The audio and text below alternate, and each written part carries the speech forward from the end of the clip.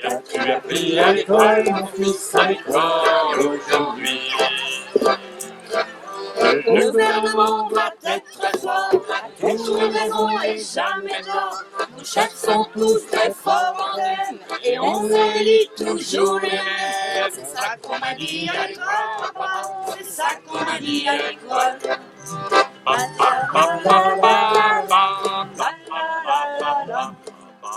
Qu'as-tu appris à l'école, mon fils, à l'école aujourd'hui? Qu'as-tu appris à l'école, mon fils, à l'école aujourd'hui?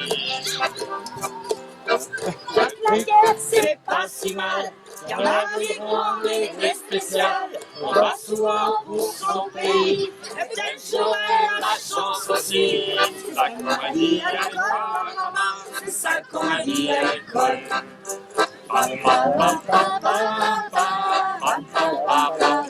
Ces moments-là, d'abord c'est la nature, la verdure, retrouver les amis dans une petite fête champêtre, une fête complètement improvisée et c'est à ces moments-là qu'on voit que les amis sont là, quoi. Partager un verre dans la simplicité, partager les mets que chacun a apportés, tout ça pour être accompagné dans les moments où ça bascule. Un anniversaire, c'est un petit moment à la fois de joie parce qu'on est content d'être encore vivant quand les années passent, mais aussi parce que le temps passe et que on veut vérifier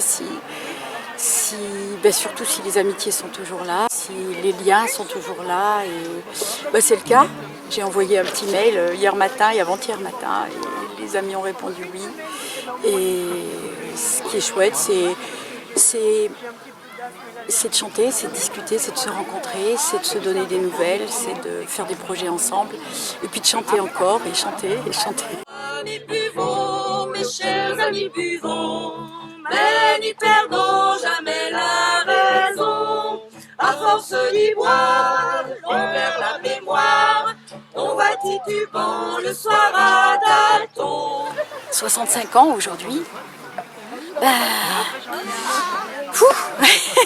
c'est pas rien, 65, mais est-ce que c'est pas rien parce que c'est des codes, c'est un chiffre qui veut dire quoi en fait, mais ça veut dire aussi que c'est la fin de quelque chose. Il y a plein de choses qu'on a maintenant derrière soi. Je plaisantais tout à l'heure auprès de mes copains en leur disant j'ai plus le droit de m'inscrire à la NPE, j'ai plus le droit de m'inscrire à Pôle emploi. Alors,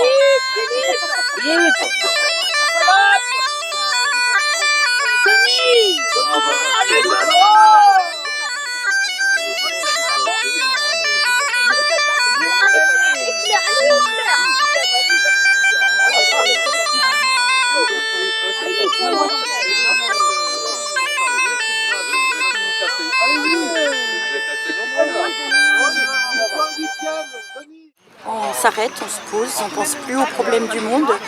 Et en même temps, les amis qui sont là, c'est des amis avec qui j'ai partagé des combats militants, avec qui j'ai chanté des chansons de lutte.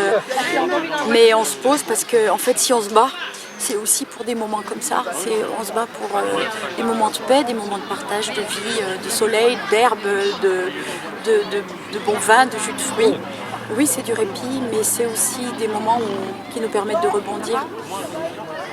C'est pour ça qu'on se bat aussi. C'est pour que tout le monde ait le droit de vivre librement, c'est-à-dire la liberté d'appeler les copains et de dire on se retrouve, la liberté de réunion. Il n'y a pas très longtemps, avec le confinement, on n'avait pas le droit d'être plus de 10 personnes dans certains lieux. C'est pas politique, mais il y a des endroits où politiquement, être plus de 10 personnes dans un même lieu, c'est interdit.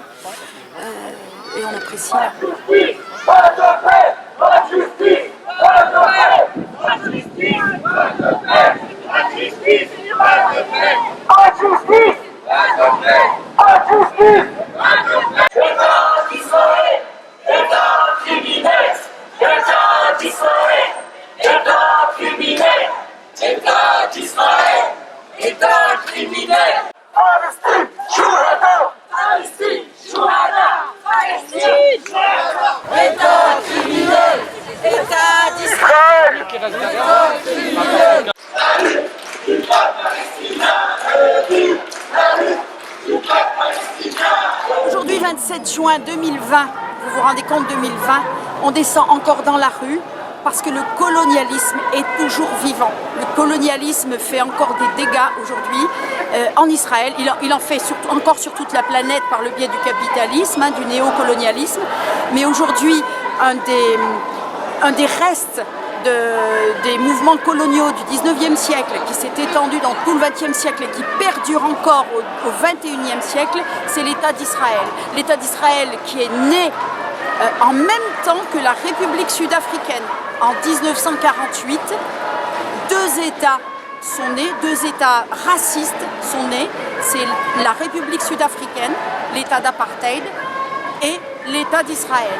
Tout cela avec l'aval de toutes les autres nations du monde. L'état d'apartheid est tombé, les problèmes ne sont pas résolus en Afrique du Sud, mais au moins le racisme n'est plus obligatoire dans la Constitution. Il perdure dans la Constitution de l'État d'Israël qu'on continue d'appeler République.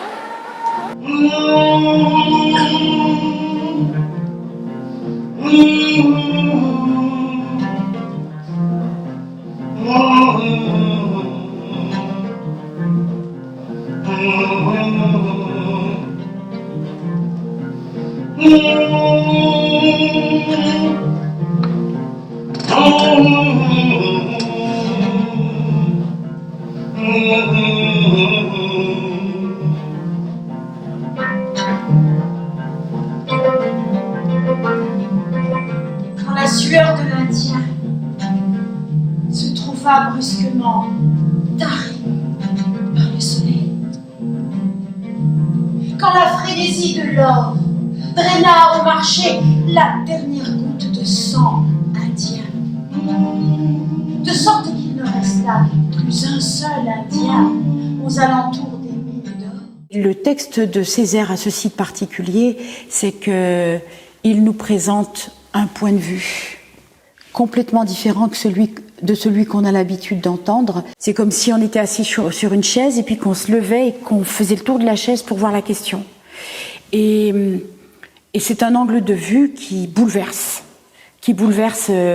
les façons de comprendre la question, et la question comprise depuis les personnes concernées, à savoir les colonisés. Alors commença la ruée vers l'inépuisable trésorerie de la chair noire. Alors commença la bousculade échevelée vers le rayonnant midi du corps noir. Et toute la terre retentit du vacarme des pioches dans l'épaisseur du muret.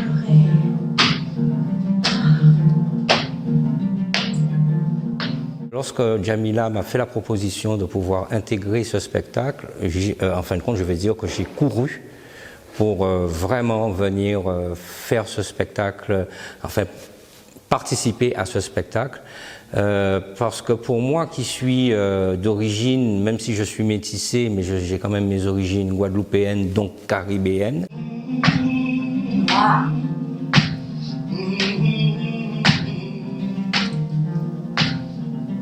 Avec ce spectacle, il faut rendre à Césaire, j'étais complètement dans ce pourquoi je me suis lancé dans l'art, c'est-à-dire pouvoir être simplement un interprète d'un texte fort, d'un auteur fort, d'un auteur conséquent, d'un auteur visionnaire, parce que ce texte a été écrit dans les années 50, en 1950 d'ailleurs, et si on regarde, on est en 2019, et ce texte a encore autant de force.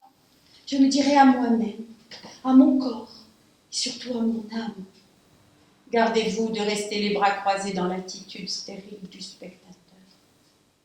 Car la vie n'est pas un spectacle. Car une mère de douleur n'est pas un proscenium. Car un homme qui crie n'est pas un ours qui danse. Oui. Un jour, un ministre, ici en France, en 2005, a proposé que les manuels scolaires présentent la colonisation sous un jour positif. À la fois ça questionne, et puis ça répond aussi à toutes les questions qu'on peut se poser, à savoir qu'un ministre qui perd son temps à défendre des idées coloniales eh ben, ça veut aussi dire que l'époque l'a permis et qu'il y avait quelque chose quand même à dire en face. Et cette chose qui a été dite déjà magistralement par Aimé Césaire en 1950, c'est le discours sur le colonialisme. Donc j'ai voulu créer aussi ce spectacle en réponse à cette loi scélérate qui voulait apprendre aux collégiens et aux lycéens que la colonisation était une bonne chose. La nature a fait une race d'ouvriers. C'est la race chinoise. D'une dextérité de main merveilleuse et sans presque aucun sentiment d'honneur. Gouvernez-la avec justice, tout en prélevant d'elle, et pour le bienfait d'un tel gouvernement, un ample douaire au profit de la race conquérante. On a lu Césaire, on a lu Fanon, on a lu tous les grands, les Cheikh Anta Diop, etc. Et en fin de compte, la résonance, elle est à 100%. Que chacun fasse ce pourquoi il est fait, et tout ira bien. Qui parle? Je parle. Hitler? Rosenberg? Nous vivons dans une société où le diktat est présent, une société où la colonisation est toujours présente, où l'expropriation est toujours présente, où les violations des droits des hommes et des femmes est toujours présente. Donc la résonance pour moi, en tant que Caribéen, vivant pourtant en France, c'est encore plus de résonance pour moi. Il y aurait eu la résonance en pays Caraïbes, puisqu'en pays Caraïbes, nous avons le grand lobbying des béquets qui, eux, contrôlent le pays économiquement, socialement, politiquement. Mais le fait même d'être ici aussi, ça donne encore plus d'importance et plus d'impact au combat artistique que nous menons avec Djamila. En fin de compte, il y a une phrase, souvent lorsque je vais au pays, il y a les gars du pays qui sont restés au pays, qui me disent « Ouais, mais Yao, nous on se bat ici au pays et toi t'es parti. » Je dis « Faites attention les gars, vous êtes au pays, à 8000 km de la gueule de la bête. Moi, je suis dans la gueule de la bête. »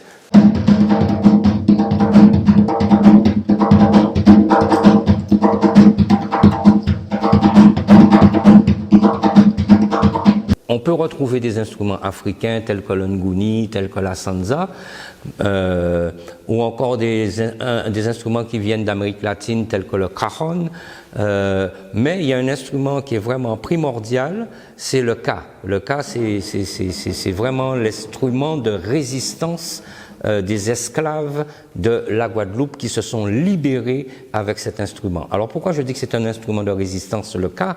Le ka, c'est un fût. C'est un tonneau de vin.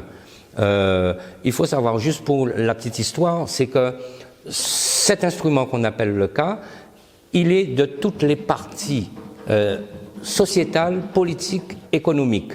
C'est-à-dire que dès que le ka il sort, c'est pour des revendications. Donc déjà, c'est un instrument de résistance à une force coloniale qu'il y a au pays. Et doublement résistant cet instrument, parce qu'il a été construit, fabriqué avec les éléments de l'État colonial. Le fût, c'est un fût de vin. Le tonneau, on n'a jamais fabriqué des tonneaux en Guadeloupe, donc ils venaient de l'Europe. Ensuite, la corde avec laquelle on pendait les esclaves. En troisième élément, le fer. Le fer, c'est la ferraille où les esclaves étaient enchaînés. Quatrième élément, la peau de cabri. Cabri, c'est ce que vous appelez ici chèvre. Mais il faut savoir que sur les plantations, les esclaves ne devaient jamais toucher à la chair de cet animal qui était réservé aux gens des habitations, aux maîtres, etc.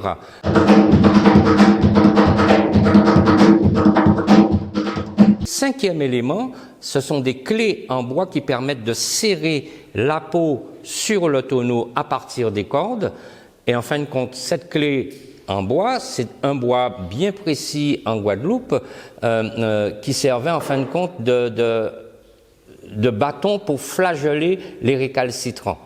Donc, si on regarde bien, les 5 éléments qui constituent la percussion K, ce sont des éléments qui ont été avant tout fabriqués en Europe.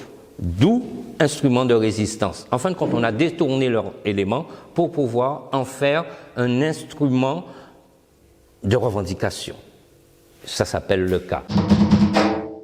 Donc la musique est très importante dans le spectacle, la danse est très importante dans le spectacle, le chant est très important dans le spectacle pour pouvoir accompagner les mots d'Aimé Césaire pour soigner nos propres mots.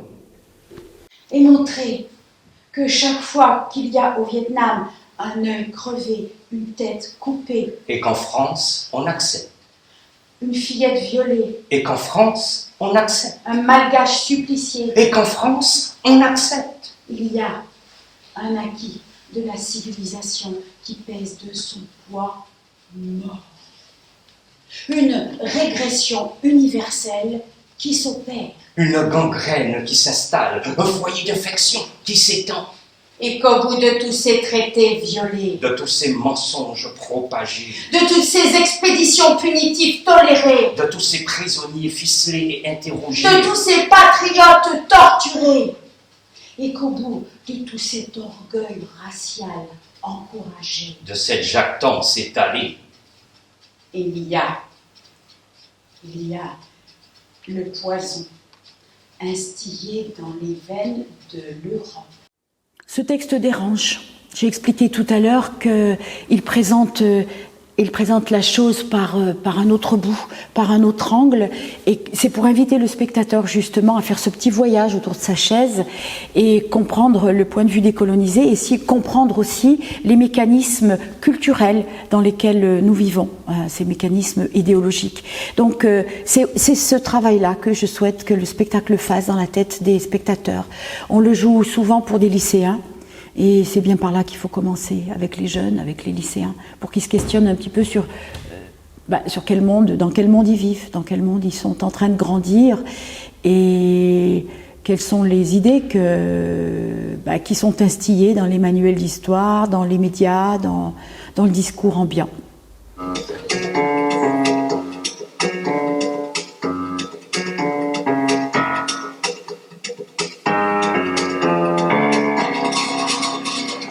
Nous sommes dans les locaux du Méliès Saint-François et du Centre culturel cinématographique les 3C. Anciennement, on était l'association Le Cinéma Le France.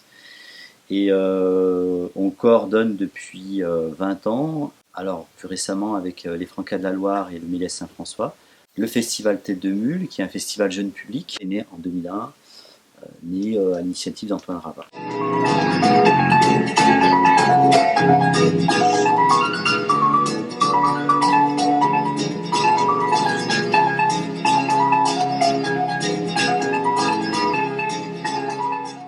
On a mis l'accent aussi sur les animations avec Jamila Zekbab, qui est conteuse, musicienne, comédienne, qui est une figure un peu locale de Saint-Étienne et qui ouvre les séances du matin auprès des plus petits, des 3-6 et des 7-11, qui fait des comptes en lien avec la programmation. Et elle prend une décision. Le soir, elle dit à ses parents, « Parents, demain, j'irai chasser pour vous ramener de la viande. Vous pourrez ainsi vous nourrir mieux que jusqu'à présent. » Les parents sont effarés, ils ouvrent grand les yeux, grand la bouche. Et même sa mère se met à pleurer. Mais c'est pas possible, une femme ne doit pas chasser. On n'a jamais vu une femme chasser, jamais. Et donc, ils leur dit, mais seuls les hommes jusqu'à aujourd'hui chassent. Et elle leur dit, écoutez, si vous voulez, vous me considérez aujourd'hui comme votre fils. À Saint-Étienne, on a une population très, très cosmopolite, on a une immigration qui est liée au travail, hein, les mines, l'industrie, la sidérurgie. Et il y a pu y avoir à certains moments certains films engagés qu'on a pu passer et qui ont peut-être pu permettre le débat. On a aujourd'hui dans les nouvelles générations un besoin de connaître son histoire, de revendiquer aussi sa propre identité. Alors je sais que par moments c'est un peu mal perçu, mais ce besoin de revenir sur les terres de ses aînés, de comprendre l'histoire, de défendre certaines valeurs et de s'approprier une histoire qui n'a pas été forcément transmise par les pères ou les grands-pères, parfois même des histoires qui ont été tues.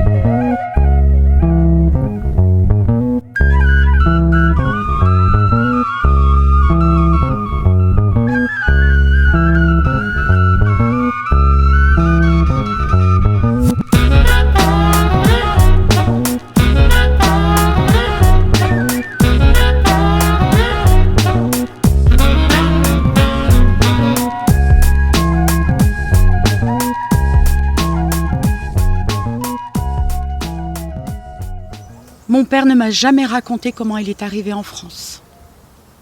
Il a fait un aller. Il n'est jamais retourné dans son pays. Un aller sans retour. Il a disparu pour le reste de sa famille vers 1948. Sa vie a été entourée de silence. Sa famille, au pays, n'a jamais plus entendu parler de lui. J'ai appris il y a quelques mois seulement qu'il avait fait la guerre d'Indochine. Il ne m'en avait jamais parlé.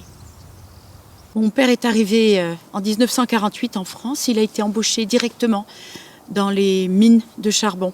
Il a travaillé pour le bassin houiller de la Loire. Son travail consistait donc à ramasser le charbon, à cueillir le charbon, et il a été logé très vite dans des cités de transit, comme on en construisait pour les travailleurs migrants. Il parlait très peu de lui, ne parlait jamais de lui. Et sa vie était entourée de silence. On a très peu communiqué. J'ai très peu communiqué avec mon père. Et je pense que c'est pour ça que tout le reste de ma vie, je l'ai consacré à prendre et à donner la parole à tous ceux qui ne la prennent pas. Pour éventuellement rendre à mon père cette parole qu'il n'a jamais eue. Ma mère est arrivée en France, elle avait à peine 17 ans. Elle a suivi sa famille, on l'a mariée à mon père. Elle avait 17 ans, mon père en avait 37, ils avaient 20 ans de différence.